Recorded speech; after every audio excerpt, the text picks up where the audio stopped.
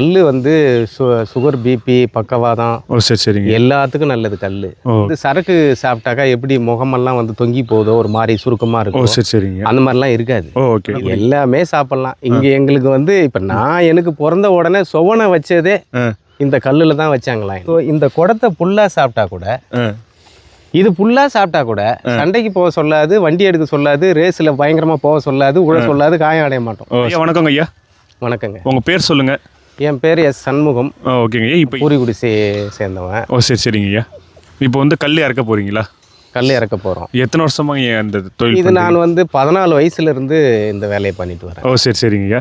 கல் இறக்கி கல் இறக்கிறது, பனைமரம் சிறை எடுக்கிறது. ஓ சரி சரிங்க. இதுதான் எங்களுடைய பாரம்பரிய தொழில். ஓகே. இப்போ தமிழ்நாடு அரசு தடையும் பண்ணியிருக்காங்க. தடையை பண்ணியிருக்கிறாங்க. தடையை நீக்கணும். இது எப்படிங்க கல் குடித்தா நல்லதுங்களா? எப்படி கல் குடித்தா நல்லது. கல் வந்து சுகர், பிபி, பக்கவாதம் ஓ சரி சரிங்க எல்லாத்துக்கும் நல்லது கல். Okay okay. இந்த சரக்கு எல்லாம் வந்து தயார் பண்ணுறது இதெல்லாம் வந்து உடம்புக்கு கெடுதல். ஓ சரி. கல்லை குடிச்சிட்டு நீ சாப்பிடாம படுத்துக்கினா கூட எந்த ஒரு பசியும் எடுக்காது. முகம் வந்து சரக்கு சாப்பிட்டாக்கா எப்படி முகமெல்லாம் வந்து தொங்கி போதோ ஒரு மாதிரி சுருக்கமாக இருக்கும். சரி சரிங்க. அந்த மாதிரிலாம் இருக்காது. ஓகே. இது வந்து உணவு சம்மந்தப்பட்டது தான் இது. இது ஒரு வேளை சாப்பிட்லன்னா கூட இல்லை, தப்பே இல்லை. Okay okay. தெம்பாக தான் இருக்கும் உடம்பு. தெம்பாக இருக்கும். ஒரு 2 சொம்பு குடிச்சிட்டு படுத்துட்டாலே ஒன்றும் நல்ல சுகமாக இருக்கும், தூக்கம் வரும், நல்லபடியாக தான் இருக்கும். ஆனால் போதைன்னு சில பேர்லாம் சொல்கிறாங்க. அது போதை வந்து லைட்டாக இருக்கும் தான். அது வந்து புளிச்சா தான் இருக்கும். ஓ சரி. காலையில் இறக்குற கல் வந்துட்டு நல்லா தான் இருக்கும். அதான் அளவாக குடிச்சிக்கணும். அளவாக குடிச்சிக்கணும். ஒரு 2 சொம்பு சாப்பிட்டா போகிறோம். போதைங்கிறது வந்து அது புளிச்சு போய் கொஞ்சம் லேட்டாக ஆனால் லைட்டாக தான் இருக்கும். அவ்வளவா ஒன்றும் போதை இருக்கு. இப்போ இதை பசங்க பெரியவங்க தான் குடிக்கணுமா இல்லை யார் வேணா? எல்லாமே சாப்பிட்லாம். இங்கே எங்களுக்கு வந்து இப்போ நான் எனக்கு பிறந்த உடனே சுவனை வச்சதே இந்த கல்லில் தான் வச்சாங்களாம். ஓ முதல் உணவு கையால் தொட்டு கல்லில் தான் வச்சாங்களாம்.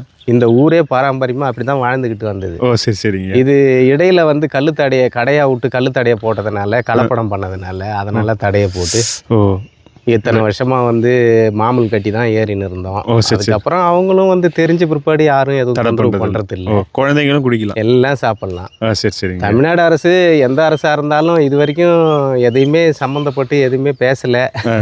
நம்ம இந்திய அரசியலமைப்பு சட்டத்தில் உணவு பட்டியலில் இருந்தும் தமிழ்நாட்டில் மட்டும் தடையை போட்டு கொஞ்சம் கஷ்டமாக இருக்குது. சரி சரி. இனிமேட்டும் அந்த மாதிரி பண்ண மாட்டாங்கன்ற ஒரு நம்பிக்கை தான். தடையை நீக்கி ஏதாவது ஒரு வழி காட்டுவாங்க அப்படின்ற நம்பிக்கை தான் யார் வந்தாலும். Okay okay. ஒரு நல்ல விஷயத்த பண்ணணும்.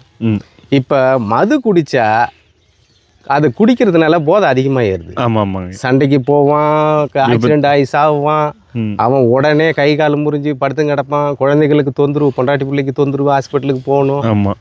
ரொம்ப கை கால் ரொம்ப ஊனமாகி போகுது. ஆமாம் ஆமாம். அதை பற்றி பார்த்தீங்கன்னாக்கா அதனால்